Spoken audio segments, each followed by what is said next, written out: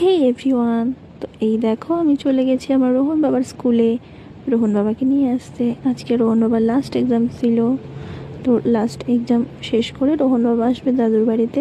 তার জন্য ভীষণ এক্সাইটেড ছিল, ভীষণ খুশি ছিল। ও ভাবছিল কখন এক্সামটা শেষ হয়, তাড়াতাড়ি করে তারপরে মামার বাড়িতে যাবে, মানে দাদুর বাড়িতে আসবে, আমি ওকে নিয়ে আসবো।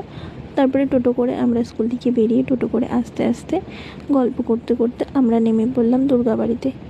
তো দুর্গাবাড়ি চৌপতি, ওখানে মিয়ামুড়ির শপ আছে একটা, সেখানে ডেলি ও কেক খায়। তো আজকে ওর বায়না, আজকে একটা পেস্ট্রি কেক নিয়ে যাবে। তো তারপরে ঢোকার পরে একটা পেস্ট্রি কেক তো নেয়নি, ও 3টে না 4টে খানিক পেস্ট্রি কেক নিয়েছিল। তো যাই হোক, কেক নেওয়ার পরে আমরা আবার বেরিয়ে পড়লাম গাড়ির উদ্দেশ্যে। গাড়ি পেলাম না, সেখান থেকে আমরা টোটো করে উঠে আবার বাড়ির উদ্দেশ্যে রওনা হয়ে গেলাম দুজনেই। তো দেখতে পাচ্ছ ভীষণই রৌদ্র, তোমরা জানো কয়েকদিন যাবত এতটাই রৌদ্র, এতটাই গরম দিয়েছে যে থাকাই যায় না। তারপরেও দুজনেই আমরা টোটো চেপে বাড়ির উদ্দেশ্যে রওনা হয়েছি। দেখো, টাকা আমি বের করে রেখেছি টোটোকে দেবো বলে। আর আমার রোহন বাবা তো এতটাই তাড়াহুড়ো করছে যে কখন বাড়িতে পৌঁছবে, তারপরে দাদু বাড়ির উদ্দেশ্যে রওনা হবে।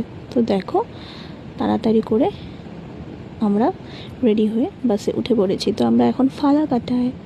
তো তারপর আমরা ওর দাদু বাড়িতে আমরা যাবো আর কি। তো টাটা, দেখা হচ্ছে পরের ভিডিওতে।